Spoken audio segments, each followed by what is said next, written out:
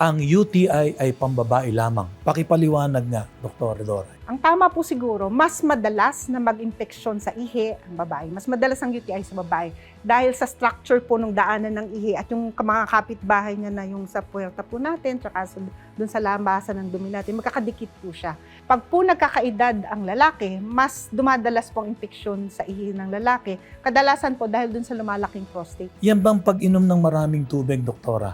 Yan ba'y makakaiwas ng CKD? Kung wala pa po tayong sakit sa bato, safe po yan. So maganda nga pong iinom tayo ng tubig. Pero as a rule po, maraming tubig po ang kailangan. Pag sinabing maraming tubig, hindi po kasi ako proponent ng 8 glasses of water a day. Kasi iba-iba yung sizes ng baso natin sa bahay. So ang lagi ko pong sinasabi, uso na naman ngayon yung mga water jug, yung mga mineral water, 2 litrong tubig po. Minimum po yan na tubig na kailangan nating inumin. Pag umabot ba ng dialysis, o wala na ba talagang pag-asa, o ang lahat ba ng CKD ay patungo doon? Doktora Doray, pakipaliwanag mo nga yung ganong sitwasyon. Kadalasan po talaga, pag nasa dulong-dulo na ng sakit sa bato, ang i-offer po na sa option sa inyo ay dialysis po. Yung dialysis po, pangpalit lang sa trabaho ng bato. Hindi po niya pinagagaling ang sakit sa bato. Dapat po nating maunawaan yan.